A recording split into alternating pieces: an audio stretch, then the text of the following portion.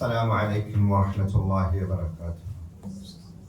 الحمد لله رب العالمين، الصلاة والسلام على أشرف المرسلين وعلى آله وصحبه أجمعين، أما بعد.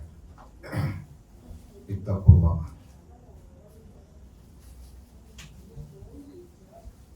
സൂറത്ത് സബഅ 34-ാമത്തെ ആയത്ത് അല്ലേ? Page number എത്ര?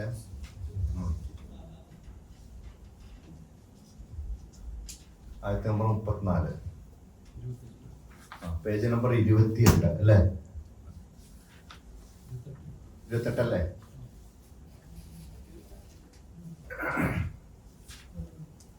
أعوذ بالله من الشيطان الرجيم. بسم الله الرحمن الرحيم. وما أرسلنا في قرية من نذير إلا قال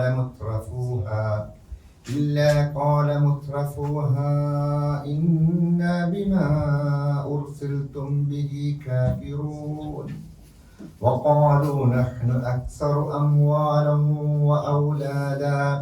وأولادا وما نحن بمعذبين قل إن ربي يبسط الرزق لمن يشاء ويقدر ولكن أكثر الناس لا يعلمون وما أموالكم ولا أولادكم بالتي تقربكم عندنا زلفى إلا من آمن وعمل صالحا فأولئك لهم جزاء الضعف بما عملوا وهم في الغرفات آمنون والذين يسعون في آياتنا معاجزين أولئك في العذاب محضرون قل إن ربي يبسط الرزق لمن يشاء من عباده ويقدر له وما أنفقتم من شيء فهو يخلفه وهو خير الرازقين ويوم يحشرهم جميعا ثم يقول للملائكة أهؤلاء إياكم كانوا يعبدون قالوا سبحانك أنت ولينا من دونهم بل كانوا يعبدون الجن أكثرهم بهم مؤمنون.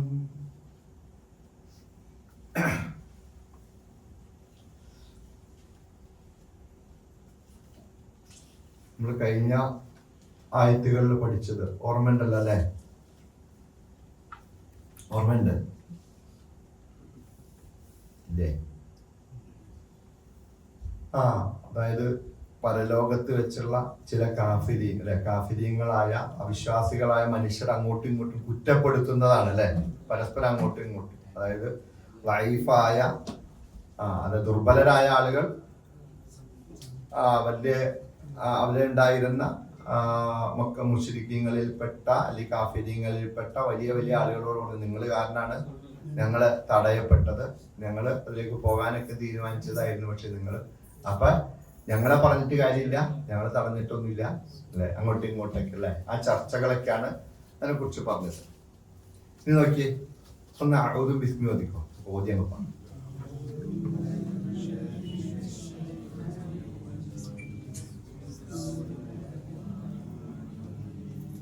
وما أرسلنا من قرية من نذير إلا قال مترفوها إنا بما أرسلتم به كافرون നിയമങ്ങളൊക്കെ അറിയാലല്ലോ, മദ്ദിന്റെ നിയമങ്ങളൊക്കെ. ഒമ അവിടെ നീട്ടണം അല്ലെ, 2-3 അക്ഷരത്തിൽ. അതുപോലെ ഫീ ഖറിയത്തിൻ മിൻ നദീരിൻ അല്ലെ, അവിടെ 2 നിയമങ്ങളുണ്ട്. ഒന്നെന്താണ്, വ്യക്തമായിട്ട് ഇദ്ഹാറും ചെയ്യണം, മറ്റേ ഇദ്ഗാമും ബിഗുന്ന അല്ലെ. നദീരിൻ ഇല്ല, ഇവിടെ ഖറിയത്തിൻ മിൻ നദീരിൻ അല്ലെ. അതുപോലെ മുത്റഫുഹ അവിടെ മദ്, ഇന്ന ബിമാ ഉർസിൽതും ബിഹി കാഫിറൂൻ. ഇത് പഠിക്കുന്നവരാണല്ലോ എല്ലാവരും, അപ്പൊ നന്നായിട്ട് അറിയാമായിരിക്കും. വമാ അർസൽന എന്താണ്, പെട്ടെന്ന് പറ, ഉറക്കെ പറഞ്ഞോ. നമ്മളങ്ങനെ അങ്ങനെ പറഞ്ഞു പഠിക്കും, അങ്ങനെ ഇവിടെ വന്നിരുന്ന് ക്ലാസ് എടുക്കാൻ പറ്റും. നാം അയച്ചിട്ടില്ല, അവിടെ ന്യായുണ്ട്, അതുകൊണ്ട് നാം അയച്ചിട്ടില്ല. ഫീ ഖറിയത്തിൻ ഒരു നാട്ടിലേക്കും, മിൻ നദീരിൻ താക്കീതുകാരനെയും, ഒരു താക്കീതുകാരനെയും ഒരു നാട്ടിലേക്കും അയച്ചിട്ടില്ല. എന്തായിട്ടല്ലാതെ ഇല്ല ഖാല മുത്രഫുഹ അവിടെയുള്ള വലിയ മനുഷ്യരുടെ സുഖിച്ച് ജീവിക്കുന്ന ആളുകൾ, സുഖിയന്മാരായ അവിടെ നന്നായിട്ട് ആസ്വദിച്ച് ജീവിക്കുന്ന ആളുകൾ പറഞ്ഞിട്ടല്ലാതെ ഇന്ന ബിമാ ഉർസിൽതും ബിഹി കാഫിറൂൻ നിങ്ങളെ മുർസലീങ്ങളായിട്ട് അല്ലെങ്കിൽ നിങ്ങളെ അയക്കപ്പെട്ടിരിക്കുന്നതിന് ഞങ്ങൾ എന്ത് ചെയ്തിരിക്കുക, അവിശ്വസിച്ചിരിക്കുകയാണെന്ന് അവിടെയുള്ള ധനികരായ അല്ലെങ്കിൽ ആഠിത്യമുള്ള അഹങ്കാരമുള്ള സ്വന്തത്തെ കുറിച്ച് സമ്പത്തും അതുപോലെ സന്താനങ്ങളെ കുറിച്ചും പദവികളെ കുറിച്ചെല്ലാം പറഞ്ഞുകൊണ്ട് അഹങ്കാരം നടിക്കുന്ന മനുഷ്യർ പറയും എന്ന് പറഞ്ഞാൽ, ഏതൊരു പ്രവാചകന്മാരെ ചെല്ലുമ്പോഴും എന്ത് സംഭവിച്ചിട്ടുണ്ട്, അവരെ നിഷേധിക്കുന്നതിൽ മുൻപന്തിയിലായിരിക്കും ആരായിരിക്കും. പ്രവാചകന്മാരുടെ ചരിത്രം പറയുന്ന ആയത്തുകളിലൊക്കെ കാണാം,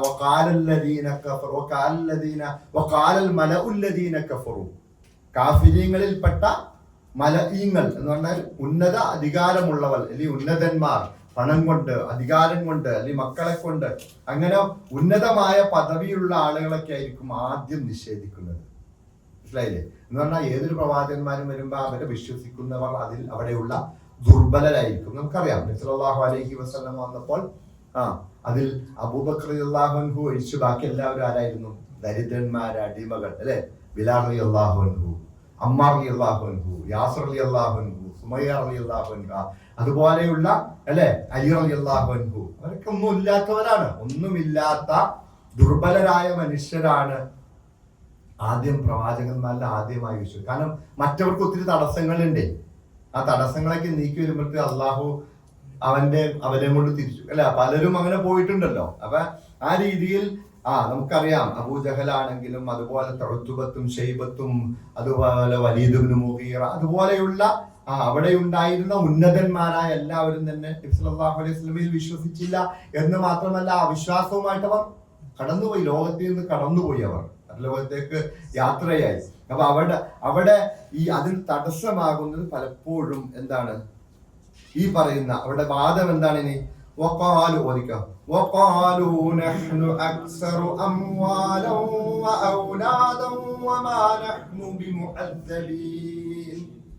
അവിടെ ആ ഒരു ചിന്തയായിരുന്നു. എന്താണ്? അവർ പറയും, നഹ്നു പറ, ഞങ്ങൾ അക്സറു ധാരാളമുള്ളവരാണ്, അംവാലൻ സമ്പത്ത്, ഇഷ്ടംപോലെ സമ്പത്തുണ്ട്, ഔലാദൻ എന്താ മക്കളുണ്ട്,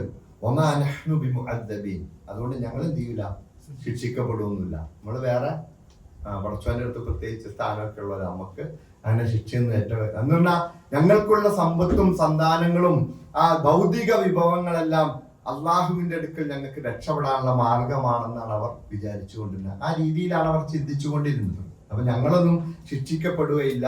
അങ്ങനെ അത് ആ രീതിയിൽ ഈ സമ്പത്ത് വന്നു കഴിഞ്ഞാൽ സ്വാഭാവികമായിട്ട് ആ രീതിയിലൊക്കെ ഇങ്ങനെ ചിന്ത വരും. അങ്ങനെയൊന്നും പ്രശ്നമൊന്നുമില്ല, ഒന്നും സംഭവിക്കൂല, ഈ ലോകത്ത് അങ്ങനെ പെട്ടെന്നൊന്നും കഴിഞ്ഞു പോകൂല. അങ്ങനെയുള്ള സമ്പത്തുള്ളവന്റെയൊക്കെ ചിന്ത ആ രീതിയിലായിരിക്കും. അതുകൊണ്ടാണ് പലപ്പോഴും ഈ സമ്പത്താണ് ഏറ്റവും കൂടുതൽ അഹങ്കാരത്തിന് കാരണമാകുന്നത്. അപ്പോൾ ആ രീതിയിൽ അവർ ഈ രീതിയിൽ മുത്തറഫീങ്ങളായ സുഖിയന്മാരായ അല്ലെങ്കിൽ ആസ്വദിച്ച് ജീവിക്കുന്ന മനുഷ്യർ ഈ പ്രവാചകന്മാരെ നിഷേധിക്കാനുള്ള മെയിൻ അവരുടെ കാരണം എന്താണ്? അവർക്ക് ധാരാളമായി സമ്പത്തും സൗഭാഗ്യങ്ങളും എല്ലാം ഉണ്ട്, അത് സന്താനങ്ങളെല്ലാം ഉണ്ട് എന്നുള്ള ആ ചിന്തയാണ് ഈ പ്രബോധനത്തെ നിരാകരിക്കാൻ പലപ്പോഴും കാരണമാകുന്നത്. അല്ലെങ്കിൽ അവരുടെ പദവി, ഇപ്പൊ നമുക്കറിയാലോ, അബൂജഹലിന് മക്കയിൽ ഉന്നതമായ പദവി ഉണ്ടായിരുന്നു, അധികാരമുണ്ടായിരുന്നു. അതുപോലെ തന്നെ അബൂലഹബിനുണ്ടായിരുന്നു. അവരൊക്കെ പ്രമുഖന്മാരായിരുന്നു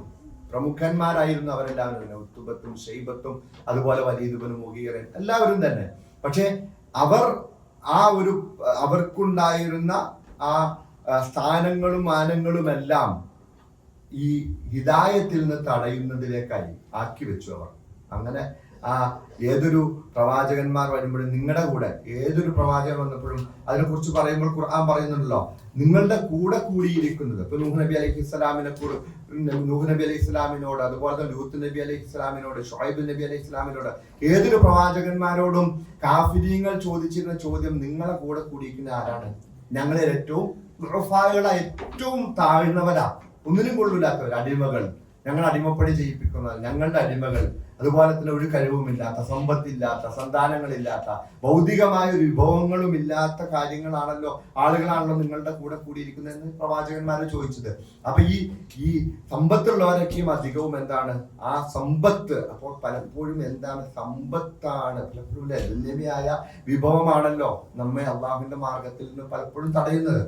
നമ്മളിലേക്കൊന്ന് ചിന്തിക്കണം. നമ്മുടെ നമസ്കാരം കൃത്യമായിട്ട് ജമാഅത്ത് നിസ്കരിക്കാൻ പറ്റാത്തത് എന്തുകൊണ്ടാ? ഭൗതികമായ കാര്യമാണ്. ഒന്നല്ലെങ്കിൽ നമ്മുടെ മൊബൈലായിരിക്കാം, അല്ലെങ്കിൽ നമ്മുടെ ഫേസ്ബുക്ക് ആയിരിക്കാം, ഇൻസ്റ്റാഗ്രാം ആയിരിക്കാം, കച്ചവടമായിരിക്കാം, മറ്റേതെങ്കിലും സാമ്പത്തിക സ്രോതസ്സിന് വേണ്ടിയിട്ടുള്ള ഓട്ടപ്പാച്ചിലിന്റെ ഇടയിലായിരിക്കാം, അള്ളാഹുവിന്റെ മാർഗത്തിൽ നിന്ന് തടയപ്പെടും. അങ്ങനെ ഓരോ നമുക്ക് കൃത്യമായിട്ട് ചരിത്രം മനസ്സിലാക്കി കഴിഞ്ഞാൽ നമുക്കറിയാം, ഈ സമ്പത്താണ് പലപ്പോഴും ഹിദായത്തിന്റെ മാർഗത്തിൽ നിന്നും മനുഷ്യരെ തടഞ്ഞിരിക്കുന്നത്. അല്ലെങ്കിൽ അവന്റെ ഭൗതികമായ വിഭവങ്ങൾ, അല്ലെങ്കിൽ നമ്മുടെ മക്കളെ കുറിച്ചൊക്കെ ചിന്തിക്കുമ്പോൾ നമ്മുടെ ഹിദായത്തിന്റെ മാർഗത്തിലേക്ക് നയിക്കുന്ന മക്കളാണോ എന്ന് നമ്മൾ ചിന്തിക്കണം. നമ്മിലേക്കൊന്ന് മടങ്ങണം. നമ്മുടെ മക്കളെ കൊണ്ട് ഹിദായത്ത് നഷ്ടപ്പെടുന്നുണ്ടോ? നമുക്ക് നാളെ പരലോകത്ത് നഷ്ടങ്ങൾ ഉണ്ടാക്കി വെക്കുന്ന മക്കളാണോ? അത് എന്തുകൊണ്ടാണ് സംഭവിച്ചത്? അതൊക്കെ നമ്മൾ ചിന്തിക്കേണ്ടതുണ്ട്. ഈ ആയത്തുകൾ ഓതിപ്പോകുമ്പോൾ കേവലം ഒരു മക്കാ മുശ്രിക്കുകളെ കുറിച്ചോ അല്ലെങ്കിൽ പ്രവാചകന്മാരിൽ അവിശ്വസിച്ച ആളുകളെ കുറിച്ച് മാത്രമല്ല, ഈ റബ്ബിന്റെ മാർഗത്തിൽ നിന്ന് തടയപ്പെടാൻ. ഇപ്പൊ ആയിഷയെ കുറിച്ച് പറയുന്നുണ്ട്. ഞാനിപ്പോ മുമ്പ് പറഞ്ഞൊരു ഇതാണ്, ആയിഷ ഇങ്ങനെ നബി സല്ലല്ലാഹു അലൈഹി വസല്ലം അറിയപ്പെട്ട കവിയാണ് എന്ന് പറഞ്ഞാൽ അപ്പ തന്നെ വളരെ വലിയ കവിതകൾ പാടുന്ന, എന്ന് പറഞ്ഞാൽ നൈമിഷികമായിട്ട്, നിമിഷ കവി എന്നൊക്കെ പറയാം. അപ്പൊ തന്നെ കവിതങ്ങൾ എടുത്തുള്ളൂ. പക്ഷെ അയാളിങ്ങനെ നബി സല്ലല്ലാഹു അലൈഹി വസല്ലം പ്രബോധനം കേട്ടു, ഇങ്ങനെ പ്രവാചകൻ സല്ലല്ലാഹു അലൈഹി വസല്ലമയിൽ വിശ്വസിക്കാൻ തീരുമാനിച്ചു. അങ്ങനെ പ്രവാചകന്റെ അടുക്കൽ ചെല്ലാൻ വേണ്ടിട്ട് അങ്ങനെ പോകുമ്പോൾ ഇടയിൽ വെച്ച് അബൂജഹലിനെ കണ്ടു. അറിയപ്പെട്ട കവിയാണ്, മക്കയിൽ അറിയപ്പെട്ട കവിയാണ്. പ്രവാചകന്റെ അടുത്തേക്ക് പോണ അബൂജഹലിനെ കണ്ടു. അബൂജഹൽ എന്തിനാ പോണെന്ന് ചോദിച്ചു. ആയിഷ പറഞ്ഞു, എനിക്ക് പോകണം, പ്രവാചകൻ മുഹമ്മദിന്റെ അടുത്ത് ചെന്ന് ഷഹാദത്ത് ചെല്ലണം, ഞാൻ മുസ്ലിം ആകാൻ പോവാന്ന് പറഞ്ഞു. അപ്പൊ അങ്ങനെ നീ പോകരുത്, നിനക്ക് പ്രമുഖ ഇതുണ്ട്, സ്ഥാനമുണ്ട്, ഇനി നിനക്ക് സമ്പത്താണ് വേണമെങ്കിൽ നീ അത് പോകുന്നതിന് പകരം 600 ഒട്ടകത്തെ തരാം എന്ന് പറഞ്ഞാൽ 600 ഒട്ടകത്തെ തരാന്ന് പറഞ്ഞാൽ ഒന്നത്തെ യൂസുഫ് അലീനെ കൂട്ടിരിക്കും. അത്രയ്ക്ക് വലിയ സമ്പത്ത് 600 ഒട്ടകം എന്നൊക്കെ പറഞ്ഞ ആ 600 ഒട്ടകത്തിന് വേണ്ടിയിട്ട് അപ്പോൾ തന്നെ 600 ഒട്ടകം സ്വീകരിച്ച് അവിടെ നിന്നും പ്രവാചകൻ സല്ലല്ലാഹു അലൈഹി വസല്ലം അടുക്കൽ ചെന്ന് ഷഹാദത്ത് സ്വീകരിക്കാതെ നഷ്ടപ്പെടുത്തിയിട്ട് തിരിച്ചു നടന്ന് വീട്ടിലെത്തുന്നതിന് മുമ്പേ അതിൽപ്പെട്ട ഒരു ഒട്ടകത്തിന്റെ കാലിനടിയിൽ പോയി ഒട്ടകം ചവിട്ടി മരിച്ചുപോയി. എന്താ കാരണം? എന്താണ്? അള്ളാഹു അവനെ പിന്നോട്ട് വലിച്ചതല്ല, അവന് കിട്ടിയ ഹിദായത്തിന്റെ അംശം അത് പൂർത്തീകരിക്കാൻ അവന് തടസ്സമായി വന്നത് സമ്പത്തായിരുന്നു. സമ്പത്ത് കിട്ടാന്ന് പറഞ്ഞപ്പോൾ ദുന്യാവ് കിട്ടാമെന്ന് പറഞ്ഞപ്പോൾ, അപ്പൊ നമ്മളെപ്പോഴെങ്കിലും ദുന്യാവ് കൊണ്ട് നമ്മുടെ അള്ളാഹുവിനോടുള്ള തഖ്വ നഷ്ടപ്പെടുന്നുണ്ടെങ്കിൽ ആ ദുന്യാവ് വേണ്ടാന്ന് വെച്ചേക്കുക. നമ്മളെപ്പോഴും പറഞ്ഞുകൊണ്ടിരിക്കുന്നതാണ്. ഈ അള്ളാഹു അതിന് ശേഷം വരുന്ന ആയത്തുകൾ നമ്മൾ ഓർമ്മപ്പെടുത്തുന്നുണ്ട്. നോക്കിയോ, ഖുൽ ഇന്ന റബ്ബി യബ്സുതു الرزق لمن يشاء ويقدر ولكن أكثر الناس لا يعلمون. അപ്പൊ ഈ സമ്പത്തും സൗഭാഗ്യങ്ങളുമെല്ലാം അത് ഞങ്ങളുടേതാണ്, ഞങ്ങൾ ഉണ്ടാക്കുന്നതാണ്, ഞങ്ങളുടെ കഴിവാണ്, അങ്ങനെയൊക്കെ ചിന്തിക്കുന്നുണ്ടെങ്കിൽ ഇത് വേണ്ട. ഖുൽ, പ്രവാചകരെ പറയുക, ഓർമ്മപ്പെടുത്തുകയാണ്. ഇന്ന റബ്ബി, എന്റെ റബ്ബ്, യബ്സുതു റിസ്ക, ബസത അൽ ബാസിത്താണ് അല്ലാഹു, വിശാലമായി നൽകുന്നു. അൽ റിസ്ക, റിസ്കിനെ വിശാലമായി നൽകുന്നു, ഉപജീവനത്തെ. ലിമൻ യശാഉ, അവൻ ഉദ്ദേശിക്കുന്നവർക്ക്. വയഖ്ദിറു, അവൻ ചുരുക്കുകയും ചെയ്യുന്നു, കുടുസാക്കുകയും ചെയ്യുന്നു റിസ്കിന്റെ കാര്യത്തിൽ. വലാകിന്ന അക്സറൻ നാസി ലാ യഅലമൂൻ, എന്നാൽ അധികം ആളുകളും അതൊന്നും അറിയുന്നില്ല, അതൊന്നും ചിന്തിക്കല്ല. എല്ലാവരുടെയും വിചാരം എന്താ? എന്റെ കഴിവ് കൊണ്ട് നേടുന്നു. എല്ലാവരും സമ്പത്ത് നേടുമ്പോൾ എന്താ ചിന്തിക്കുന്നത്? അവിടെ സ്വന്തം കഴിവ് അല്ലെ? അങ്ങനെ നമുക്ക് പെട്ടെന്ന് ആ ഒരു രീതിയിലേക്ക് മനുഷ്യന്റെ മനസ്സ്. അപ്പൊ ഇവിടെ നിങ്ങൾ ഇങ്ങനെ അമ്വാലും നിങ്ങളുടെ ആ സമ്പത്തും നിങ്ങളുടെ കുട്ടികളും എല്ലാം അതെല്ലാം ഞങ്ങളെ രക്ഷപ്പെടുത്തുമെന്നാണ് വിചാരിക്കുന്നതെങ്കിൽ, അതുപോലെ തന്നെ ഞങ്ങളുടെ കൂടെയുള്ളവർ ഒന്നുമില്ലാത്തവരാണെന്ന് നിങ്ങൾ വിചാരിക്കുന്നുണ്ടല്ലോ. പ്രവാചകൻ സല്ലല്ലാഹു അലൈഹി വസല്ലമയുടെ കൂടെയുള്ള ഒന്നുമില്ലാത്തവരാ, സമ്പത്തില്ല, സന്താനമില്ല, അടിമകളാണ്, ഒന്നിനും കൊള്ളൂലാത്ത, അവിടെ ഭൗതികമായിട്ട് ഒന്നിനും വേണ്ടാത്ത ആളുകളാണ് ആരുടെ കൂടെ കൂടിയിരിക്കുന്നത്? സല്ലല്ലാഹു അലൈഹി വസല്ലമയുടെ കൂടെ കൂടിയിരിക്കുന്നത്. അങ്ങനെയെങ്കിൽ അത് നിങ്ങൾ ഉദ്ദേശിക്കും പോലെയല്ല. എന്റെ റബ്ബ് ചിലർക്ക് എന്താണ്? യബ്സുത്തുർ റിസ്ക, റിസ്കിനെ വിശാലമായിട്ടങ്ങ് നൽകും. അത് നിങ്ങളുടെ കഴിവൊന്നുമല്ല. അങ്ങനെ കഴിവുള്ള ആളുകളാണെങ്കിൽ എത്രയോ കഴിവുള്ള മനുഷ്യന്മാര് കച്ചവടം ചെയ്യുന്നുണ്ട് അല്ലെ? ഇപ്പൊ യൂസുഫ് അലിയുടെ കൂടെ തന്നെ ബക്കാല തുടങ്ങിയ ഒത്തിരി ആളുകൾ ഉണ്ടാവും. പക്ഷെ ആകാൻ പറ്റുമോ? ബക്കാല ഒന്നുമല്ലാതെ തിരിച്ചു നാട്ടിൽ ചെന്ന് ഇപ്പോഴും കൂലിപ്പണിയെടുത്ത് ജീവിക്കുന്നവരായിരിക്കും അതിൽപ്പെട്ട. അതൊക്കെ ബുദ്ധിയോ കഴിവോ മറ്റെന്തെങ്കിലും മാനദണ്ഡം റിസ്കിലില്ല, ഒന്നുമില്ല. അതൊക്കെ ഇറങ്ങിത്തിരിക്കാം. ഏതുപോലെ ഒരു വിശ്വാസിയെ സംബന്ധിച്ച് അവൻ എന്തിനു വേണ്ടിയിട്ട് ഇറങ്ങിത്തിരിക്കണം? രാവിലെ ഒരു പക്ഷി അതിരാവിലെ ഭക്ഷണം അന്വേഷിച്ച് പോയിട്ട് തിരിച്ച് വൈകുന്നേരം അവൻ ആ പക്ഷിയുടെ വയറ് നിറഞ്ഞതായിട്ട് വരുന്ന ആ ഒരു രീതിയിൽ അവൻ തവക്കുൽ ചെയ്ത് ഇറങ്ങി പുറപ്പെടണം. അപ്പൊ രാവിലെ പോണം, വൈകുന്നേരം തിരിച്ചു വരാവുള്ളൂ. ആ നേരം വരെയും റിസ്ക് അന്വേഷിക്കണം. അള്ളാഹുവാണ് റിസ്ക് നൽകുന്നത്. അതൊരു ഇതാണ്. അപ്പൊ അതിന് യബ്സുത്തുർ റിസ്ക്, അള്ളാഹു ഉദ്ദേശിക്കുന്നവർക്ക് എന്ത് ചെയ്യും? അവൻ വിശാലമാക്കി കൊടുക്കും. ചിലർക്ക് അങ്ങോട്ട് കുടുസാക്കുക എന്നുണ്ടെങ്കിൽ അത് കുടുസാക്കണതിന് കാരണം ഉണ്ടാവും. അത് മതി, അവനത് മതി, അതാണ് പാടുള്ളൂ. അത് ഖദറാണ്, അള്ളാന്റെ ഖദറാണ്. ഖദർ എന്ന് പറഞ്ഞു കഴിഞ്ഞാൽ അത് കണക്കാക്കല. ആ ഖദർ നമുക്കറിയില്ല, അത് റബ്ബിന് മാത്രമേ അറിയാവുള്ളൂ. അതെല്ലാവർക്കും കിട്ടൂല. പക്ഷെ വലാകിന്ന അക്സറൻ നാസി ലാ യഅലമൂൻ, ജനങ്ങളിലെ അധികം ആളുകളും ഈ ഒരു സത്യത്തെ മനസ്സിലാക്കുന്നില്ല, അറിയുന്നില്ല, അല്ലെങ്കിൽ അതിനെ മൈൻഡ് ചെയ്യുന്നില്ല. അവൻ സ്വന്തം നേടി സ്വന്തമാണ് എന്നെല്ലാം ചിന്തിച്ചുകൊണ്ട് ആ ഒരു രീതിയിലാണ് അവന്റെ മനസ്സൊക്കെ പോകുന്നതും അവന്റെ പ്രവർത്തനങ്ങളൊക്കെ പോകുന്നത്. അള്ളാഹുവിന്റെ മാർഗത്തിൽ നിന്നും അവൻ തെറ്റിപ്പോകുന്നതും എല്ലാം ഈ രീതിയിലാണ്. മക്കളും സമ്പത്തുമെല്ലാം അള്ളാഹു നൽകിയിരിക്കുന്നത് എന്തിനു വേണ്ടിയിട്ടാണ്? അത് റബ്ബിന്റെ ഒരു പരീക്ഷണവും റബ്ബിന്റെ അനുഗ്രഹവും റബ്ബിന്റെ അടുത്ത് നിന്നുള്ള ഒരു ഔദാര്യവുമായിട്ടൊക്കെയാണ്. അത് ആ രീതിയിൽ തന്നെ അടുത്ത ആയത്തിൽ പറയാണ്, وما أموالكم ولا أولادكم بالتي تقربكم عندنا زلفى إلا من آمن وعمل صالحا فأولئك لهم جزاء الضعف بما عملوا وهم في الغرفات آمنون. അവിടെ കുറേ മദ്ദുകളുണ്ട് കേട്ടോ. അംവാലുക്കും വലാ ഔലാദുക്കും, അതുപോലെ ഔലാദുക്കും ബില്ലതി, അറിയാലോ ബാഇന് മുമ്പുള്ള സുക്കൂൻ ചെയ്യപ്പെട്ട മീം വരുമ്പോൾ അവിടെ പറയണം ഇത്. അതുപോലെ മണിച്ചു പറയണം. അതുപോലെ ഇൻദനാ സുൽഫാ ഫഉലൈക ജസാഉ ദ്ദഅഫി, മദ് നോക്കി മദ്ദൊക്കെ കൃത്യമായിട്ട് അതിന്റെ ആ നിയമം അനുസരിച്ച് ഓതുമ്പോൾ അതാണ് അതിന്റെ ഭംഗി. നബി സല്ലല്ലാഹു അലൈഹി വസല്ലം പറഞ്ഞു, നിങ്ങൾ ഓത്തിൽ ഏറ്റവും നന്നായിട്ട് ഭംഗിയായിട്ട് തന്നെ ഓതുക എന്ന് പറഞ്ഞല്ലോ. അത് സൗണ്ട് നന്നാവണമെന്നില്ല, അതിന്റെ രീതി ആ തജ്വീദ് അനുസരിച്ച് ഓതുക എന്നുള്ളതാണ്. അപ്പൊ നോക്കിയേ, വമാ അംവാലുക്കും എന്താണ്?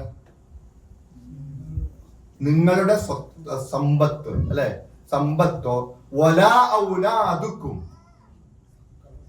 നിങ്ങളുടെ മക്കളോ, ബില്ലത്തി അതൊന്നും തന്നെ തുഖദ്ദിബുക്കും എന്ത് ചെയ്യൂല, അതുകൊണ്ട് അടുപ്പിക്കുകയില്ല, നിങ്ങളെ അടുപ്പിക്കുകയില്ല, ഇൻദന നമ്മിലേക്ക്, അള്ളാഹുവിലേക്ക്, സുൽഫ അടുപ്പുണ്ടാക്കൂല, അല്ലെ. ആ സമ്പത്തോ അതുപോലെ തന്നെ മക്കളോ അതൊന്നും അള്ളാഹുവിലേക്ക് അടുപ്പുണ്ടാകും. മക്കളുണ്ട്, ഇഷ്ടം പോലെ സമ്പത്തുണ്ടെന്നും കൊണ്ട് അള്ളാഹുവിന്റെ അടുക്കൽ ഒരു പ്രയോജനം ചെയ്യുകയില്ല, ഒരു പ്രയോജനം ചെയ്യുകയില്ല. അതുകൊണ്ടൊന്നും വലിയ കാര്യം. എനിക്ക് സമ്പത്തുണ്ടെന്നും പറഞ്ഞ അള്ളാഹിന്റെ അടുക്കൽ പ്രത്യേക സ്ഥാനം, അല്ലെങ്കിൽ മക്കൾ കൂടുതലുള്ള കാരണം, അല്ലെങ്കിൽ ഇന്ന കുടുംബത്തിൽ ഉണ്ടായി എന്ന് പറഞ്ഞുകൊണ്ടോ ഇതൊന്നും ഒരു കാര്യമില്ല. ഏതെങ്കിലും പ്രത്യേക നാട്ടിലുണ്ടായി, മക്കത്ത് ജനിച്ചു, ഇനി കഅബയുടെ ഉള്ളിൽ പോയിട്ട് ഒരു കുട്ടി ജനിച്ചു, അതുകൊണ്ടൊന്നും ഒരു കാര്യമൊന്നുമില്ല. അല്ലെങ്കിൽ മക്കത്ത് പോയി മരിച്ചു, മക്കത്ത് പിന്നെ മറമാടി, അതുകൊണ്ടൊന്നും ഒരു കാര്യമില്ല. അവിടെ ഒന്നും കാര്യമില്ല. എന്താണ്? അതൊന്നും അടുപ്പമുണ്ടാക്കുകയില്ല നമ്മിലേക്ക്. ഇല്ല ഒഴികെ, മൻ ആമന വിശ്വസിച്ചവർ ഒഴികെ, വിശ്വസിച്ച ഒരുത്തനും വഅമില സ്വാലിഹൻ വിശ്വസിക്കുകയും ചെയ്തു, സൽക്കർമ്മങ്ങൾ ചെയ്യുകയും ചെയ്തവൻ ഒഴികെ, ഫഉലൈക അക്കൂട്ടർ, ഫഉലൈക ആ വിശ്വസിക്കുകയും സൽക്കർമ്മങ്ങൾ ചെയ്യുകയും ചെയ്ത ആളുകൾ, ലഹും പറ, ലഹും അവർക്കുണ്ട്. ഈ ലഹും ഒക്കെ വരുമ്പോ എപ്പോഴും അവർക്കുണ്ടെന്ന് കേട്ടാ. ലക്ക നിനക്കുണ്ട്, ലക്കും അവർക്ക്, നിങ്ങൾക്കുണ്ട് കേട്ടാ, ഓർത്ത് വെച്ചേ. ലഹും അവർക്കുണ്ട്, ജസാഉൻ എന്തുണ്ട്? പ്രതിഫലമുണ്ട്. ഇരട്ടിയായിട്ട്. അപ്പൊ ഇരട്ടിയായ പ്രതിഫലമുണ്ട്. ബിമാ അമിലു അവർ പ്രവർത്തിച്ചതിന്റെ പേരിൽ. ഒഹും അവർ ഫിൽ ഖുറഫാത്തി എന്താ ഖുറഫ്? റൂമല്ലേ? റൂമുകൾ, ഖുറഫാത്ത് റൂമുകളുണ്ട്. എന്താ? ആമിനൂൻ വളരെ നിർഭയത്വത്തോടു കൂടിയുള്ള മണിമാളികകൾ അവർക്കുണ്ട് സ്വർഗത്തിൽ. അവർക്ക് അപ്പൊ ആ സമ്പത്തുണ്ട്, സന്താനമുണ്ടെന്നും പറഞ്ഞു നരകത്തിൽ പോവോ? പോവില്ല. അതിന് എന്ത് ചെയ്യണം? വിശ്വസിച്ചിട്ട് അപ്പൊ അംവാലിനെ എന്താക്കണം? സൽക്കർമാക്കണം. ഔലാദിനോ സൽക്കർമാക്കണം. ഇനി അങ്ങനെ ഒരു സൽക്കർമാക്കി ഇപ്പൊ ഇഷ്ടം പോലെ ക്രിസ്ത്യാനികൾ ദാനം ചെയ്യുന്നുണ്ട്, അല്ലെ, ഹിന്ദുക്കൾ ദാനം ചെയ്യുന്നുണ്ട്, മക്കളെ നല്ല രീതിയിൽ വളർത്തുന്നുണ്ട്. നല്ല മക്കളായിട്ട് വളർത്തുന്ന എത്രയോ മക്കളുണ്ട്, നല്ല സ്വഭാവമുള്ള മക്കളൊക്കെ. പക്ഷെ പ്രയോജനം ഉണ്ടോ? ഇല്ല. ആമന, ഈമാൻ ഇല്ലാതെ അല്ലേ? അപ്പൊ ഈമാൻ ഒന്നാമതായിട്ട് വേണം. രണ്ടാമത്തതോ സാലിഹാക്കണം, അല്ലെ? നബി സല്ലല്ലാഹു അലൈഹി വസല്ലം പറയുന്നുണ്ടല്ലോ, ഒരു മനുഷ്യൻ മരിച്ചു കഴിഞ്ഞാൽ അവന് ബാക്കിയാവുന്ന 3 കാര്യങ്ങളില് എന്തൊക്കെയാ പറഞ്ഞൊന്ന് പറ. സദഖത്തുൻ ജാരിയ, അല്ലെ, നിലനിൽക്കുന്ന സദഖ, സമ്പത്ത് കൊണ്ട് നേടാവുന്നതാ. പിന്നെന്താ? വലതുൻ സാലിഹുൻ, മക്കളല്ലാട്ടോ. നമ്മള് കൃത്യമായിട്ട് മനസ്സിലാക്കേണ്ട ഒരു പോയിന്റ്, നമ്മുടെ മക്കളൊക്കെ ആ തരത്തിലാണോ എന്ന് ചിന്തിക്കണം. സാലിഹാരാണെന്ന് നമുക്കറിയാലോ. ആ സാലിഹാരാണെങ്കിൽ ആ സാലിഹായ മകനായിരിക്കണം, സാലിഹായ മകളായിരിക്കണം. യദുഉലഹു അവന് വേണ്ടി. അപ്പൊ കേവലം ആരെങ്കിലെ കൊണ്ട് പ്രാർത്ഥിപ്പിക്കുന്ന, അല്ലെങ്കിൽ എപ്പോഴെങ്കിലും പ്രാർത്ഥിക്കുന്നവനല്ല, സാലിഹായിരിക്കണം. ഒന്നാമത്തെ കണ്ടീഷൻ, അവൻ നല്ലവനായിരിക്കണം. വിശ്വസിച്ച, നിസ്കാരം നിലനിർത്തുന്ന, നോമ്പ് പിടിക്കുന്ന, അതുപോലെ തന്നെ ഇസ്ലാമിന്റെ ചിട്ടവട്ടങ്ങൾ പാലിക്കുന്ന നല്ല മക്കളായിരിക്കണം നമ്മുടെ. അതാണ് ബാലൻസ് ഉണ്ടാവുള്ളൂ. അല്ലാതെ മക്കളുണ്ട്, സമ്പത്തുണ്ട്, കുറെ സമ്പത്ത് എനിക്കുണ്ടായിരുന്നു. സമ്പത്തിന്റെ പ്രത്യേകത എന്താ? മക്കളുടെ പ്രത്യേകത എന്താ? അടുത്ത നിമിഷം ഇല്ലാതെയായി പോകും നമ്മുടെ അടുത്ത് നിന്ന്. അടുത്ത നിമിഷം ഏത് സമയത്താണ് നമ്മുടെ എത്ര വലിയ, അപ്പൊ യൂസുഫ് അലി വലിയൊരു ധനികനാ, പക്ഷെ അടുത്ത നിമിഷം അത് ആരിലേക്ക് നീക്കപ്പെടും? അടുത്ത അനന്തരാവകാശമായിട്ട് നീക്കപ്പെടും. ഒന്നും കൊണ്ടുപോകാൻ പറ്റൂല്ലോ, ആർക്കും കൊണ്ടുപോകാൻ പറ്റില്ല, ഒന്നും കൊണ്ടുപോകാൻ പറ്റില്ല. ഇനി അതല്ലെങ്കിൽ എപ്പോഴെങ്കിലും നമ്മിൽ നിന്ന് നീങ്ങിപ്പോകാം. എത്രയോ വലിയ വലിയ ബിസിനസ്സുകാര് ചീട്ടുകൊട്ടാരം പോലെ തകർന്നു പോയിട്ടുണ്ട് നമ്മുടെ മുന്നിൽ, അല്ലെ? എത്രയോ ആളുകള് ഒന്നുമില്ലാതെ അവസാനം നാട് വിട്ടുപോകുന്ന അവസ്ഥ, അല്ലെ? എത്രയോ മനുഷ്യന്മാര് നമ്മുടെ മുന്നിലുണ്ട്. അപ്പൊ ഈ ധനവും അതൊക്കെ വലിയ സംഭവമാണെന്നൊന്നും വിചാരിച്ച് നടക്കണ്ട. അത് വിചാരിച്ചുകൊണ്ട് നടന്ന് നിങ്ങൾ നിങ്ങളുടെ ഹിദായത്തിനെ നഷ്ടപ്പെടുത്തരുത്. റബ്ബിനെ കുറിച്ചുള്ള ദിക്റുകൾ നിങ്ങൾ നഷ്ടപ്പെടുത്തരുത്. അതുകൊണ്ട് ഇല്ലാമൻ ആമന വഅമില സ്വാലിഹൻ, വിശ്വസിക്കുകയും സൽക്കർമ്മങ്ങൾ ചെയ്യുകയും ചെയ്തവർക്കൊഴികെ അവർക്ക് എന്താണുള്ളത്? ജസാഉൽ ദഅഫി, 2 ഇരട്ടി പ്രതിഫലമുണ്ട്. എന്താ ഇരട്ടി പ്രതിഫലം അവർക്ക്? അവര് നല്ല പ്രവർത്തനങ്ങൾ ചെയ്യുന്നു, അതോടൊപ്പം എന്താ? സമ്പത്ത് അള്ളാന്റെ മാർഗത്തിൽ ചിലവഴിക്കുന്നു. മക്കളുള്ളവര് മക്കൾ അള്ളാന്റെ മാർഗത്തിലേക്ക് പറഞ്ഞയക്കുക, ഖുർആൻ പഠിക്കാൻ, അതുപോലെ ഖുർആൻ പഠിക്കാൻ മാത്രമല്ല, നമ്മളൊക്കെ നമ്മുടെ മക്കളെ എന്ത് യോഗ്യത നമ്മുടെ മക്കൾക്ക് ഉള്ളതെന്ന് നമ്മൾ ചിന്തിക്കണം കേട്ടോ. നമ്മുടെ മക്കളെ അല്ലെ ആ ഖുർആനിന്റെ പാഠങ്ങൾ പഠിപ്പിച്ചു കൊടുത്തിട്ട് നാളെ മറ്റുള്ളവർക്ക് പറഞ്ഞു കൊടുക്കാൻ തലത്തിലേക്ക് ആക്കുന്നുണ്ടോ?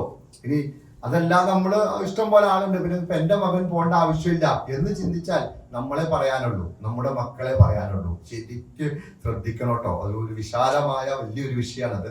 മക്കളെ നമ്മൾ എന്താണ്, മക്കൾ നമുക്ക് നാളെ പരലോകത്ത് ഗുണകരമാകുമോ, ഈ ലോകത്ത് നമ്മുടെ കണ്ണിന് കുളിർമ നൽകുമോ എന്നുള്ളത് ശരിക്കൊന്ന് ചിന്തിച്ചു നോക്കുക. 2 സ്ഥലത്താണ് അള്ളാഹു ഖുർറത്ത് അയ്യിൻ ഉപയോഗിച്ചേക്കണം. ഒന്ന് സ്വർഗത്തിലും പിന്നെ കുടുംബത്തിലാണ്. കുടുംബം ഖുർറത്ത് അയ്യിനായിരിക്കണം, സ്വർഗത്തിലും ഖുർറത്ത് അയ്യിൻ ഉണ്ടാണ്, കണ്ണിന്റെ കൺകുളിർമ നൽകുന്നത്. അപ്പൊ കുടുംബം സ്വർഗീയമാകണം, പരലോകത്ത് സ്വർഗത്തിലും അവിടെ ഖുർറത്ത് അയ്യിനാണ് നമുക്ക് കിട്ടാൻ പോകുന്നത്. 2 സ്വർഗത്തിലെ ആ ഒരു ഗുണം നമുക്ക് ഈ ലോകത്ത് വെച്ച് തന്നെ കിട്ടണമെങ്കിൽ മക്കള് ഖുർആൻ പഠിച്ച് അള്ളാഹുവിനെ കുറിച്ച് അറിവുള്ളവർ, അള്ളാഹുവിനെ കുറിച്ച് ചിന്തിക്കുന്നവർ, അത് മറ്റുള്ളവർക്ക് പകർന്നു നൽകുന്നവർ, നന്മ കൽപ്പിക്കുന്നവർ, തിന്മ വിരോധിക്കുന്നവർ, അങ്ങനെ ആയിരിക്കുമ്പോൾ അവർക്ക് 2 പ്രതിഫലം കിട്ടും. ബിമാ അമിലു, അവർ പ്രവർത്തിച്ചതിന്റെ പേരിൽ. അവർക്കാണെങ്കിൽ മണിമാളികകൾ അള്ളാഹു നാളെ പരലോകത്ത് സ്വർഗത്തിൽ അവർക്ക് വേണ്ടി ഒരുക്കി വെച്ചുകയും ചെയ്തിരിക്കുന്നു. അള്ളാഹു അക്കൂട്ടരിൽ നമ്മെ ഉൾപ്പെടുത്തി അനുഗ്രഹിക്കുമാറാകട്ടെ. അപ്പൊ നമ്മിലേക്കൊന്ന് ചിന്തിക്കണം. എന്നിട്ട് ഈ ആയത്തൊക്കെ എടുത്ത് ഓതുമ്പോ നമുക്ക് എന്താണ് ഉള്ളത്, കാരണം നമുക്ക് എന്ത് ബാലൻസ് ഉണ്ട്, ബാക്കിയുണ്ട് എന്നെല്ലാം ചിന്തിക്കണം. ഇപ്പൊ സഹാബികൾ വന്നിട്ട്, പാവപ്പെട്ട സഹാബികൾ വന്നിട്ട് ചോദിച്ചുല്ലോ, ഞങ്ങള് പണ്ഡിതന്മാർ പണക്കാര് മൊത്തം സ്വർഗം കൊണ്ടുപോയി ദാനം ചെയ്തുകൊണ്ടിരിക്കുവാണല്ലോ എന്ന് പറഞ്ഞു. അപ്പൊ നബി സല്ലല്ലാഹു അലൈഹി വസല്ലമ സഹാബത്തിനോട് വന്നിട്ട് പറഞ്ഞ പാവപ്പെട്ടവരായ അവരോട് പറഞ്ഞു, നിങ്ങൾക്ക് തസ്ബീഹും തക്ബീറും തഹ്മീദും ഉണ്ട്, നിങ്ങൾ നമസ്കാരത്തിന് ശേഷം സുബ്ഹാനല്ലാഹ് ചൊല്ല്, അൽഹംദുലില്ലാഹ് ചൊല്ല്, അല്ലാഹു അക്ബർ ചൊല്ല്. അപ്പോൾ വീണ്ടും അവർ തിരിച്ചു വന്നു. അങ്ങനെ പറഞ്ഞ് പോയി. അങ്ങനെ പോയിട്ട് തിരിച്ചു വന്നിട്ട് വീണ്ടും പരാതി പറഞ്ഞു. ഇതെല്ലാം അവരും ചെയ്യുന്നുണ്ടല്ലോ. അപ്പൊ നബി സല്ലല്ലാഹു അലൈഹി വസല്ലം പറഞ്ഞു, അള്ളാഹു ഉദ്ദേശിക്കുന്നവർക്ക് അള്ളാഹുവിന്റെ ഫضല് നൽകണേ. അതിൽ നമ്മൾ അസൂയപ്പെട്ടിട്ടൊന്നും കാര്യമില്ല. നമുക്ക് ചെയ്യാനുള്ളത് നമ്മൾ ചെയ്തുകൊണ്ടിരിക്കുക. ഇല്ലാത്തത് 10 റിയാലുള്ളെങ്കിൽ 1 റിയാല് സദക്ക കൊടുക്കുക, 1000 റിയാലുണ്ടെങ്കിൽ 100 റിയാല് സദക്ക കൊടുക്കുക. അല്ലാതെ എനിക്ക് 1,00,000 കിട്ടിയിട്ട് ഞാൻ കൊടുക്കാൻ തീരുമാനിക്കേണ്ട കാര്യമില്ലെന്ന്. നമ്മുടെ സദക്ക 1 റിയാലായിരിക്കാം മറ്റവൻ കൊടുക്കുന്ന കോടികളെക്കാൾ അള്ളാന്റെ അടുക്കൽ വിലയുള്ളത്. അതുകൊണ്ട് നമ്മൾ അതൊന്നും ചിന്തിച്ചിരിക്കണ്ട. നമുക്ക് അള്ളാഹു ഇരട്ടിപ്പിച്ച് തരുന്ന പ്രതിഫലം നമുക്കും കിട്ടണമെങ്കിൽ നമുക്ക് കിട്ടിയതനുസരിച്ച് ചെയ്തുകൊണ്ടേയിരിക്കുക. والذين يسعون في آياتنا معاجزين أولئك في العذاب محضرون. والذين يسعون, പരിശ്രമിച്ചു കൊണ്ടിരിക്കുന്നവർ, അല്ലെങ്കിൽ അതിനു വേണ്ടിയിട്ട് എപ്പോഴും പ്രവർത്തിച്ചു കൊണ്ടിരിക്കുന്നവർ. എന്തിനാ? ഫി ആയാതിന, നമ്മുടെ ആയത്തുകളുടെ കാര്യത്തിൽ. മുആജിസീന, എന്തിനു വേണ്ടിയിട്ടാണ്? ആ ആയത്തുകളിൽ നിന്നും അതിനെ ഒന്നുമല്ലാതെയാക്കി കളയാനുള്ള ചർച്ചകൾ. അങ്ങനെ ആയത്തുകളിൽ നിന്നും ആളുകളെ തെറ്റിക്കാൻ വേണ്ടിയിട്ടുള്ള പ്രവർത്തനങ്ങൾ ചെയ്തുകൊണ്ടിരിക്കുന്ന ആളുകൾ. ഉലൈക, അക്കൂട്ടർ, ഫിൽ അദാബി മുഹ്ളറൂൻ, അവർ ശിക്ഷയിൽ തീർച്ചയായിട്ടും ഹാജരാക്കപ്പെടുന്നവരായിരിക്കും. എന്ന് പറഞ്ഞാൽ പല രീതിയിലായിരിക്കും. എന്താ? ഒരു പ്രോഗ്രാമായിരിക്കും അള്ളാന്റെ മാർഗത്തിൽ തെറ്റിക്കാൻ വേണ്ടി കൊണ്ടുപോയിരിക്കുന്നത്. ഒരു മ്യൂസിക്, ഒരു പ്രോഗ്രാം, നാട്ടിൽ നിന്ന് 2-3 ഏതെങ്കിലും അറിയപ്പെടാത്തതോ അറിഞ്ഞതോ അല്ലെങ്കിൽ സോഷ്യൽ മീഡിയ കളിക്കാൻ 2-3 പേരെ കൊണ്ടുവന്നിട്ടായിരിക്കും മനുഷ്യരെ, നല്ല ഖുർആൻ പഠിച്ചുകൊണ്ടിരിക്കുന്ന മനുഷ്യരെ വ്യാഴാഴ്ച രാത്രി അങ്ങോട്ട് കൊണ്ടുവന്നത്.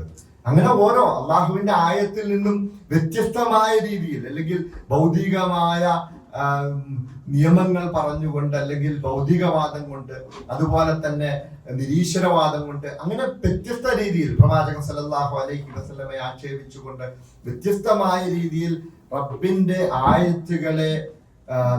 ആയത്തുകളെ മറ്റുള്ളവർക്ക് മുന്നിൽ ഇല്ലാതാക്കാൻ വേണ്ടി, അല്ലെങ്കിൽ അതിനെ വികലമാക്കാൻ വേണ്ടി പരിശ്രമിച്ചു കൊണ്ടിരിക്കുന്ന ആളുകൾക്ക് എന്തുണ്ട്? അള്ളാന്റെ അദാബുണ്ട്. നമ്മൾ അതോർത്ത് വിഷമിക്കുക. നമ്മൾ അങ്ങോട്ട് പോകാതിരുന്ന, നമ്മുടെ ആ ചർച്ചയിലേക്ക് പോകാതിരുന്ന, നമ്മളാ സദസ്സിലേക്ക് പോകാതിരുന്ന, എവിടെയാണോ അള്ളാഹുവിന്റെ ആയത്തുകളെ അധിക്ഷേപിക്കുന്നത്, ആക്ഷേപിക്കുന്നത്, അതിൽ നിന്ന് പിന്നോട്ട് കൊണ്ടുപോകുന്ന പ്രവർത്തനം ഉണ്ടോ, അങ്ങോട്ട് പോകണ്ട. അല്ലാതെ തന്നെ നമ്മൾ തെറ്റിപ്പോകാൻ ഇഷ്ടം പോലെ ചാൻസ് ഉണ്ട്. പോയി തെറ്റൊന്നും വേണ്ട. നമ്മുടെ വീടിന്റെ കയ്യിന്റെ ഉള്ളിലേക്ക് വന്ന് തെറ്റുവാണ്. നമ്മുടെ ഇരിക്കുന്ന ആ മൊബൈലിൽ തന്നെ നമ്മളെ തെറ്റിക്കാൻ ഇഷ്ടം പോലെ മാർഗമുണ്ട്. പിന്നെ നമ്മൾ എന്ത് ചെയ്യേണ്ട ആവശ്യമില്ല, അങ്ങോട്ട് പോയി പറ്റത്തില്ല. അപ്പൊ അതിലേക്ക് പോകാൻ വേണ്ടിയിട്ടും നമ്മൾ ചെയ്യേണ്ടത് നമ്മളോട് ഓർമ്മപ്പെടുത്തുകയാണ്. അങ്ങനെ നടക്കുന്ന ആളുകൾക്ക് അദാബുണ്ട്. നമ്മൾ അതിന്റെ പുറകെ പോകേണ്ട കാര്യമില്ല. അതുകൊണ്ട് നമ്മൾ അവരെ കുറിച്ച് ഓർത്തിങ്ങനെ വിഷമിക്കൊന്നും വേണ്ട. അവരോട് തിന്മ വിരോധിച്ചുകൊണ്ടിരിക്കുക. ചെയ്യാൻ പാടില്ല എന്ന് പറഞ്ഞുകൊണ്ടേ ഇരിക്കുക. അതിനുള്ള സാഹചര്യങ്ങളൊക്കെ കൂടിക്കൂടി വരികയാണ്. ലബുലുവന്നക്കും അയ്യുക്കും ലബുലുവക്കും അയ്യുക്കും അഹ്സനു അമല. അവിടെ ചിന്തിച്ചാൽ അല്ല, ഇവിടെ അങ്ങനെയായി, നാട്ടിൽ അങ്ങനെയായി, ഞങ്ങൾ എന്ത് ചെയ്യും, എങ്ങനെ ഇപ്പൊ രക്ഷപ്പെടണേ? നമ്മിലേക്കൊന്ന് മടങ്ങ്. എന്നിട്ട് നമ്മൾ നമ്മെ സൂക്ഷിക്കും. നിങ്ങൾ നിങ്ങളുടെയും നിങ്ങളുടെ മക്കളെയും നിങ്ങളുടെ കുടുംബത്തേക്ക് സൂക്ഷിക്ക്. അവർക്ക് പറഞ്ഞു കൊടുക്കുക ഖുർആനെ കുറിച്ച്, അവർക്ക് അള്ളാഹിനെ കുറിച്ച് പറഞ്ഞു കൊടുക്കുക, അവർക്ക് പ്രവാചകൻ സല്ലല്ലാഹു അലൈഹി വസല്ലമയെ കുറിച്ച് പറഞ്ഞു കൊടുത്ത് അവരെ മാറ്റാനും നിങ്ങൾ മാറാനും തീരുമാനിക്കുക. തിന്മ കാണുമ്പോൾ വിരോധിച്ചേക്കുക, അതിൽ നിന്ന് വിട്ടുനിൽക്കുക, വിരോധിക്കുക. ഇതാണ് നമ്മുടെ ബാധ്യത. അല്ലാതെ നമ്മൾ അവരെ കുറിച്ച് ഓർത്ത് വിഷമിക്കേണ്ടോ, അവനങ്ങനെ പോയി ഇവനിങ്ങനെ പോയില്ല. നമ്മൾ നമ്മിലേക്കാണ് ചിന്തിക്കേണ്ടത്. കാരണം മുനാഫിക്കീങ്ങൾ ചിന്തിച്ചുകൊണ്ടിരുന്ന എന്താ? മറ്റുള്ളവരെ കുറിച്ചാ. മുനാഫിക്കുകളെ കുറിച്ച് പറയുന്നല്ലോ, എന്തൊരു ബഅ്ദുഹും ബഅ്ദ എന്നാണ് എന്റെ ഓർമ്മ. അതായത് ഒരായത്തിറങ്ങുമ്പോ അങ്ങോട്ടും ഇങ്ങോട്ടും നോക്കുന്ന, അല്ലെ, അവൻ ചെയ്തു അവനെ കുറിച്ച് ഇറങ്ങിക്കണ്ട, അവനെ കുറിച്ച് അറിയില്ല, നമ്മളെ കുറിച്ച് ഇറങ്ങിക്കണമെന്ന് ചിന്തിച്ചു. അപ്പൊ നമ്മൾ നന്നാകും.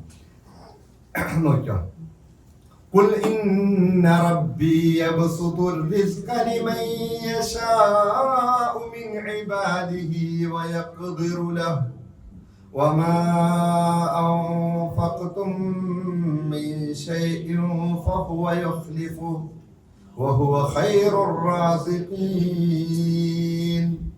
قل പറയുക, ഇന്ന റബ്ബി. ഈ ആയത്ത് ഇപ്പൊ വന്നുള്ളൂ, പെട്ടെന്ന് പറ. എന്റെ റബ്ബാണ് ആ റിസ്ക് വിശാലമാക്കുന്നവൻ, ലിമൻ യശാഉ അവൻ ഉദ്ദേശിക്കുന്നവർക്ക്, മിൻ ഇബാദിഹി അവന്റെ അടിമകളിൽ നിന്നും അവൻ ഉദ്ദേശിക്കുന്നവർക്ക് റിസ്ക് വിശാലമാക്കി കൊടുക്കുന്നു. വയഖ്ദിറു ലഹു അതുപോലെ തന്നെ എന്താണ്, ചിലർക്ക് കുടുസാക്കുകയും ചെയ്യുന്നു. വമാ അൻഫഖ്തും മിൻ ഷൈഇൻ വമാ അൻഫഖ്തും നിങ്ങൾ എന്തൊന്ന് ചിലവഴിക്കുന്നുവോ, മിൻ ഷൈഇൻ അതിൽ നിന്ന് എന്തൊന്ന് ചിലവഴിച്ചാലും ഫഹുവ യുഖ്ലിഫുഹു അവൻ എന്താക്കി തരും? അത് പകരമാക്കിയിട്ട് ബാലൻസ് ആക്കി തരും, ബാക്കിയാക്കിയിട്ടേ പകരമാക്കി തരും. അത് ഏതെങ്കിലും രീതിയിൽ നഷ്ടപ്പെട്ടു എന്ന് ഒരിക്കലും വിചാരിക്കരുത്. വഹുവ ഖൈറുർ റാസിഖീൻ അവനാണ് ഏറ്റവും റാസിഖാണ്. അള്ളാഹു ഉപജീവനം നൽകുന്നവരിൽ ഏറ്റവും ഉത്തമനാണ് അള്ളാഹു, അല്ലെ? അവനല്ലാതെ വേറെ ആര് തരാനാ? ആർക്കെങ്കിലും കഴിയോ? ആർക്കും കഴിയില്ല, ആർക്കും കഴിയില്ല. ഒരല്പം പോലും ഭക്ഷണം വേസ്റ്റ് ആക്കരുത് കേട്ടോ. എന്നാളെ സെന്ററിലൊക്കെ ചോറിൽ നിന്നും ഒരു ചോറ് പോലും, ഞാൻ അടുത്തിരിക്കുന്നവരോട് പറയാറുണ്ട്, ഒരു ചോറ് പോലും വേസ്റ്റ് ആക്കരുത്. കർശനമായ നിർദ്ദേശം നബി സല്ലല്ലാഹു അലൈഹി വസല്ലം പറഞ്ഞിരിക്കുന്നത്. അങ്ങനെ കളയരുത്. നബി സല്ലല്ലാഹു അലൈഹി വസല്ലമയുടെ ചര്യ നേർക്ക് നേരെ കാണിച്ചു തന്നേക്കുന്നതാണ്. ഭക്ഷണം താഴെ വീണ് പോയാൽ അത് എടുത്ത്, അഴുക്കുണ്ടെങ്കിൽ അത് കഴുകി വൃത്തിയാക്കിയിട്ട് ഭക്ഷിക്കും, ഇല്ലെങ്കിൽ അത് അതുപോലെ തന്നെ ഭക്ഷിക്കും. താഴ്ത്ത് വീണ് പോയാൽ, ഇവിടെ വീണു പോയിക്കാൻ ഒരിക്കലും നേരത്തേക്ക് വീഴുന്നില്ലല്ലോ, നമുക്ക് സുഫ്രയില വീഴുന്നത്, അപ്പത്തിനെടുത്ത് ഭക്ഷിക്കാം. ഒരു ചോറ് പോലും കളയരുത്. റബ്ബിന്റെ മുന്നിൽ ഉത്തരം പറയേണ്ടി വരും, അള്ളാന്റെ മുമ്പിൽ. അള്ളാഹു കാത്തുരക്ഷിക്കുമാറാകട്ടെ. സൂക്ഷ്മതയോടുകൂടി ഭക്ഷണത്തിന്റെ കാര്യത്തിൽ എപ്പോ വേണമെങ്കിലും ആ ഒരു ചോറിന് വേണ്ടിയിട്ട് കൊതിപ്പിക്കാൻ റബ്ബിന് കഴിയും. അതുകൊണ്ട് റബ്ബാണ്, അള്ളാഹുവാണ് റിസ്ക് നൽകുന്നവൻ. അവൻ വിശാലമാക്കി തന്നിക്കുക. അതിൽ നിന്ന് എന്തെങ്കിലും ചിലവഴിച്ചാലോ പേടിക്കണ്ട, ചിലവഴിച്ചോട്ടോ. ചിലവഴിച്ചോ, അള്ളാഹു എന്ത് ചെയ്യും? അതിന് പകരം തരുന്നേ. ഈ ധനം എന്ന് പറയുന്നത് എന്താണ്? എപ്പോൾ വേണമെങ്കിലും നമ്മിൽ നിന്ന് പോകുന്നതാ. പിന്നെ അതിങ്ങനെ പിടിച്ചു വെച്ചുകൊണ്ടിരിക്കണേ എന്തിനാ? അത് നമുക്ക് അതിന്റെ ഒരു ഇത്ര ശതമാനം മറ്റുള്ളവർക്ക് കൂടി കൊടുക്കേണ്ടതല്ലേ? നിർബന്ധമായിട്ട് കൊടുക്കണം, അല്ലാതെ കൊടുക്കണം. അങ്ങനെ കൊടുത്താലോ ഒരിക്കലും നഷ്ടാവൂല. നബി സല്ലല്ലാഹു അലൈഹി വസല്ലം ഒരിക്കൽ ഇങ്ങനെ കയറി വരുമ്പോൾ ആയിഷ റളിയല്ലാഹു അൻഹ അവിടെ ആടെടുത്തു. അങ്ങനെ ആടെടുത്ത് എല്ലാം വിതരണം ചെയ്തു. അവസാനം ഒരു കുറവ് മാത്രം, ആടിന്റെ ഒരു കുറവ് മാത്രമേ ബാക്കിയുള്ളൂ. നബി സല്ലല്ലാഹു അലൈഹി വസല്ലം ഇനി എന്ത് ബാക്കിയുണ്ടെന്ന് ചോദിച്ചപ്പോൾ ആയിഷ റളിയല്ലാഹു അൻഹ പറഞ്ഞു, ഒരു കുറവുള്ളൂ, ഇനി ബാക്കിയെല്ലാം നമ്മൾ ദാനം ചെയ്തേക്കുന്നു എന്ന് പറഞ്ഞു. നബി സല്ലല്ലാഹു അലൈഹി വസല്ലം പറഞ്ഞു, കുറവല്ല, കുറവ് പോയി, ബാക്കി ആ കൊടുത്തതാ ബാക്കിയുള്ളൂ എന്ന്. മനസ്സിലായില്ലേ? തിന്നതൊക്കെയാണ് നശിച്ചു പോവും, ധരിച്ചത് അതും നശിച്ചു പോവും അല്ലെ? അവസാനം ദാനം ചെയ്തത് മാത്രമാണ് അള്ളാന്റെ അടുക്കൽ ഉണ്ടാവുള്ളൂ പരലോകത്ത്.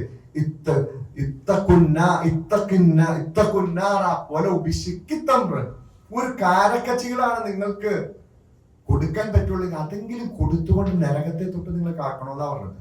ഒരു ദിവസം നമ്മൾ സദക്ക ചെയ്തിരിക്കണം കേട്ടോ.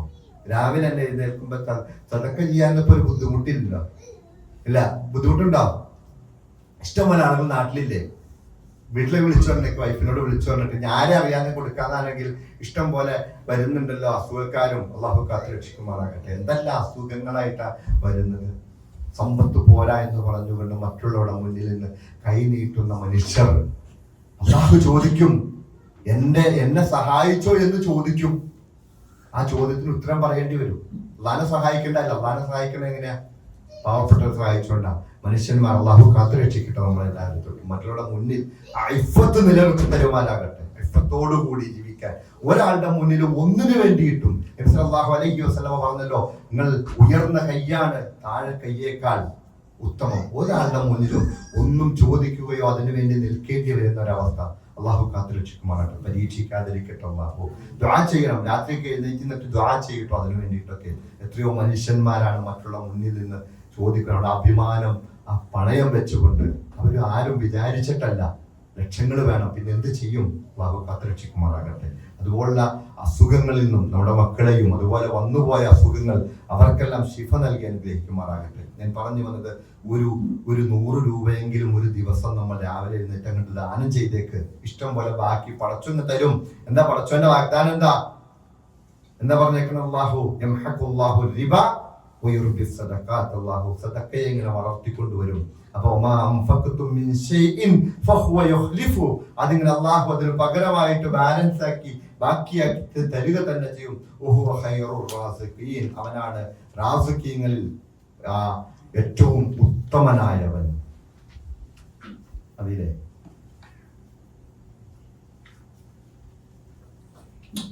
രണ്ടായിരത്തും നോക്കി. ويوم يحشرهم جميعا ثم